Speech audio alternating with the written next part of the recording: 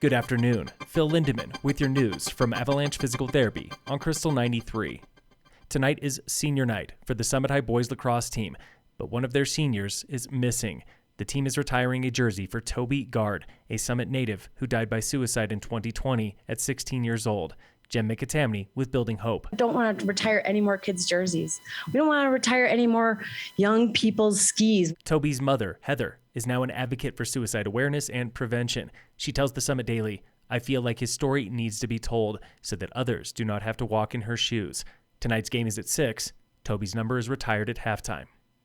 It has been 6 months since the county-crafted resort and neighborhood zones for short-term rentals, and one thing is clear. Despite what we did this fall, the volume of STR licenses has not dropped at all. That was Commissioner Tamara Pogue from earlier today. Already this year, the planning department has approved 200 new rental licenses, and most are in neighborhoods. Peak 7's at 28%, Breck Heights is at 30%, Bunker Hills at 26%, Woodmore 37%. I mean, those are unsustainable balances. Countywide, nearly 2 in 5 recent real estate sales have come with a rental license.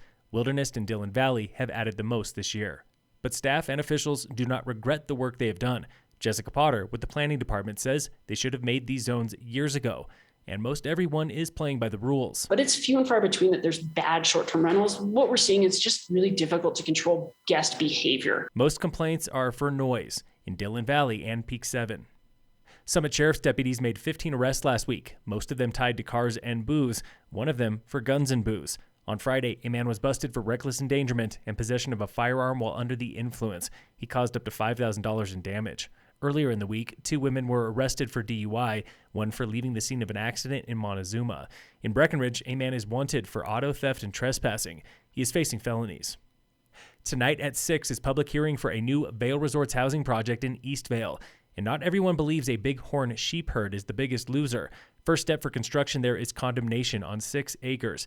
And Robin tells the Vail Daily this is shorthand for discrimination. She calls condemnation a legal practice used for decades to keep lower-income people out of wealthy neighborhoods. In another letter to the editor, Hillary questions, is this really about bighorn sheep, or are landowners upset about having affordable housing near them? Suzanne O'Neill of the Colorado Wildlife Federation applauds council for splitting that parcel into pieces. She believes condemnation will actually protect the sheep herd. Vail Council takes public comment after a lengthy closed-door session on condemnation. If you thought Breck was breaking sales tax records, take a look at Dillon. Dillon tax revenue through March is 84% higher than the same time last year. That's more than double the increase in Breck, nearly 3.5 times ahead of Frisco. Dillon Council reviews those numbers at tonight's meeting. One last reminder that Summit Fire is holding an election today, with 4 candidates running to fill 2 seats on the board of directors. Most of the district funding comes from property taxes, over $10.3 million last year. Voting is in person only at County Commons in Frisco. Ballots close at 7 o'clock. In sports, the Rockies open a home series with the Nationals today at 6:40. The Avalanche open the NHL postseason against the Predators at 7:30 on ESPN. And in local sports, brought to you by Red Mountain Autos at their new location in Breckenridge, Summit High Girls Soccer is playing Coal Ridge away today. Phil Lindeman with your news from Avalanche Physical Therapy on Krystal 93.